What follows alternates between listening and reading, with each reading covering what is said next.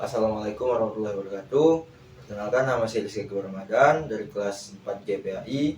Di sini saya akan membuat video micro teaching tentang materi Al-Quran Hadis sesuai dengan modul ajar dan RPP yang kami buat. Selamat menikmati, enjoy. Baik, assalamualaikum warahmatullahi wabarakatuh. Waalaikumsalam warahmatullahi wabarakatuh.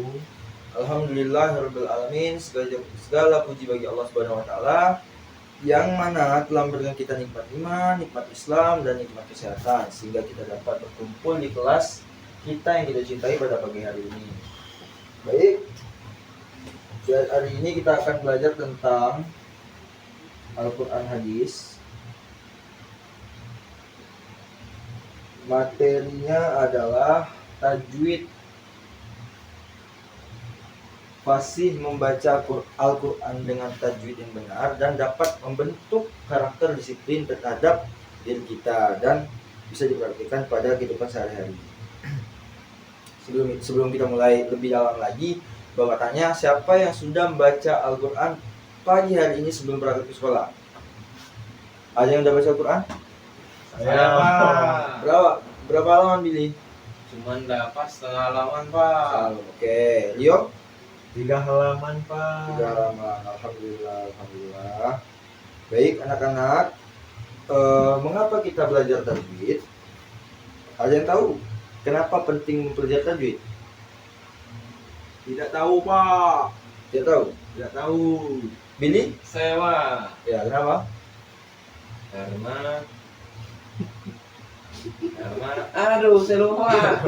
Oke, Bapak kasih tahu ya. Kenapa kita penting belajar tajwid? Karena Al-Quran itu adalah kalamullah, bukan sembarangan teks. Jadi, ia itu harus dibaca dengan benar. Karena di saat kita membaca Al-Quran dan kita salah satu saja penyebutan terhadap Al-Quran tersebut, maka artinya bakal beda tuh. Bakal beda dan salah, sudah pasti salah ya anak-anak. Dan siapa yang tahu firman Allah di dalam Al-Quran tentang bacaan Al-Quran? Angkat tangan. Saya, Pak. Billy lagi. Oke, Billy apa, Billy? Warattilil Qur'ana tartila. Oke, apa artinya? Bacalah Al-Quran dengan benar dan perlahan. Alhamdulillah, bagus. Beri applause. Oke. Apa itu tajwid? Sekarang apa itu tajwid? Tadi kan kenapa penting mempelajari tajwid? Sekarang apa itu tajwid? Siapa yang tahu? Ada yang tahu? Tidak, Pak. Oke, tajwid itu berasal dari kata jawada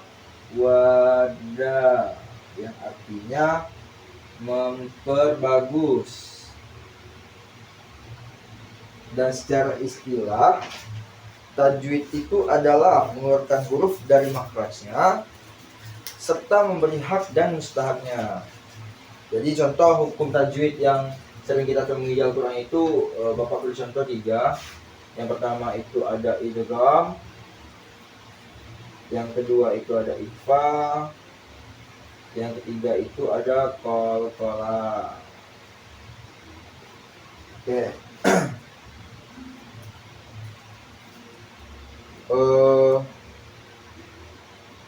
Tadi kan di awal pembukaan Bapak bilang tentang fasih baca Al-Quran dengan tajwid dan dapat membentuk karakter diri kita secara disiplin.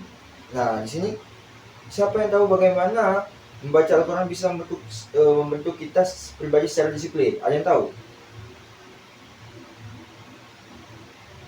Oke, diam ya, nggak ada yang tahu ya.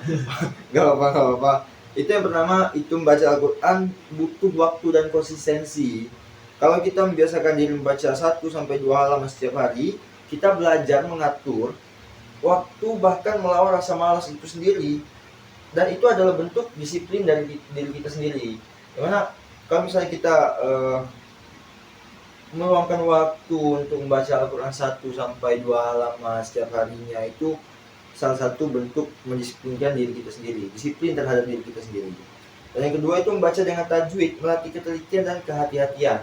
Yang mana setiap kesalahan bisa mengubah makna, maka kita belajar untuk cermat dan teliti dan tidak tergesa-gesa. Ini juga bagian dari sikap disiplin. Yang ketiga itu menepati tilawah dan murojaah. Orang yang invasi baca Al-Quran itu akan punya jadwal untuk murojaah sendiri, yang mana setiap harinya itu dia menjadwalkan sebelum sesudah subuh dia baca Quran, setelah maghrib dia baca Quran. Itu dan sudah terjadwal. Itu udah salah satu bentuk disiplin terhadap diri. Contoh nyatanya kita ambil dari imam besar kita, imam mazhab kita sekaligus imam mazhab kita. Itu contohnya Imam Syafi'i, salah satu ulama besar. Sejak kecil sudah hafal Al-Quran. Ia membagi waktunya setiap hari untuk murojaah. Karena disiplin itulah beliau tumbuh menjadi orang yang sangat berilmu. Kalian pun bisa menjadi seperti Imam Syafi'i, dan siapa tahu kalian juga bisa menjadi regenerasi dari Imam Syafi'i di zaman modern sekarang. Karena minat dari membaca Al-Quran itu sangat kurang, mungkin karena kurangnya pemahaman keagamaan terhadap orang tuanya di dalam rumah, mungkin anaknya cuma dapat pembelajaran agama itu cuma di sekolah. Insya Allah di saat kalian sudah fokus terhadap Al-Quran dan kalian targetkan dan kalian jadwalkan membaca Al-Quran tersebut, maka kalian bisa mendapatkan ilmu yang sangat bermanfaat lah. Baik, di sini Bapak beri kesempatan untuk satu pertanyaan sebelum kita pulang. Ada yang mau bertanya? Ya Billy lagi ya. Berlewat Billy aktif sekali Billy. Ya Pak, saya soalnya Penasaran ya? penasaran Oh ya. dan sangat antusias Pak. Oke, antusias ya. Billy. Bagaimana Al-Quran bisa membentuk sikap disiplin kita Pak? Membentuk sikap disiplin ya? Iya Pak. Bagus sekali pertanyaan Karena Billy. saya bingung Pak. Di Al-Quran itu sangat banyak penjelasan tentang kedisiplinan. Oke, karena bingung juga Billy kan, kok fasih baca Al-Quran bisa membentuk karakter disiplin kan? Iya, Gitu Pak. kan? Itu yang pertama, Bapak jelasin. Yang pertama itu adalah melatih konsistensi dan rutinitas kita sehari-hari.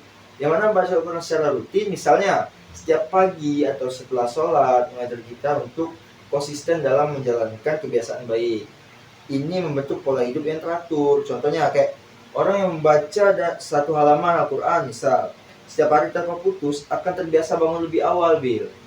Jadi misal kamu itu mau baca Al-Quran satu halaman lah sesudah sholat. Jadi kamu harus sholat subuh dulu, atau mungkin kamu sholat maghrib, sholat isya, sholat zuhur, atau sholat asar, bisa meluangkan waktu untuk baca satu halaman. Jadi bisa menjalankan kebiasaan baik lah. Jadi kebiasaan baik juga menunjukkan sikap yang baik. Yang kedua itu menjaga ketelitian dan kesabaran. Nah, ini menyinggung soal tajwid, karena mengajarkan kita untuk teliti dalam membaca Al-Quran, yang dimana kita tidak boleh yang namanya salah dalam penyebutan.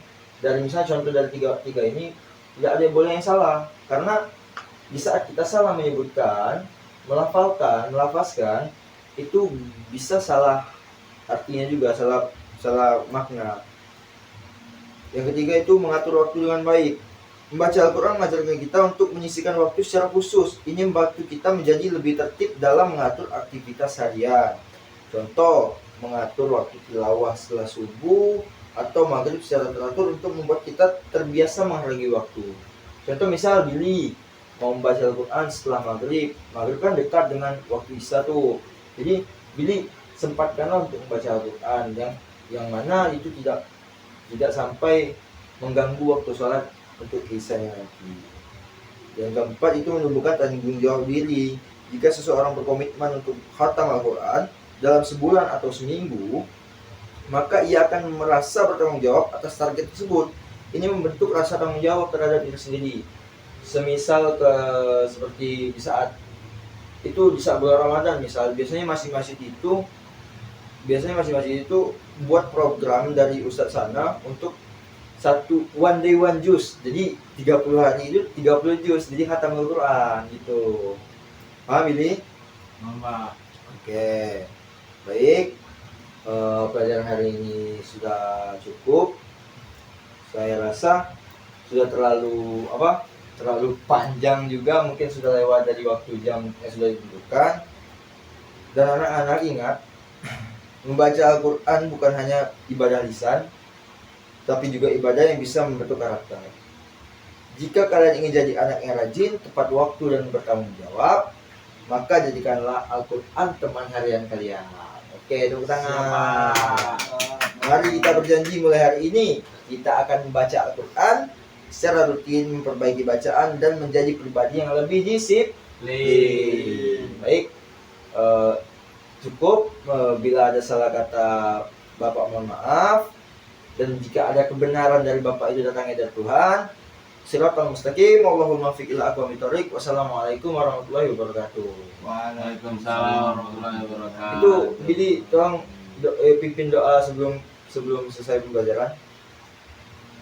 Adalah kita membaca doa selesai pelajaran. Doa mulai. Bismillahirrahmanirrahim. Wal asri innal insana lafi khusr Illal ladzina amanu wa amilus salihati wa tawassaw bil haqq wa tawassaw bis sabr. Sadaqallahul azim. Assalamualaikum. Assalamualaikum warahmatullahi wabarakatuh. Assalamualaikum. Waalaikumsalam. Oke. Jangan tidur ya. Ya, Nah, tidak masuk akal pula jangan tidur. Assalamualaikum. Tetap dikit, tegas guru tuh. Assalamualaikum warahmatullahi wabarakatuh. Bersedia. Kau ngomongin sih bersedia. Jangan bersedia. Doa wela. Anak SMP jangan. Doa wela. Sebelum kita mulai belajar pagi hari ini, alangkah baiknya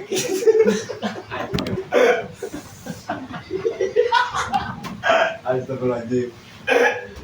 Videonya.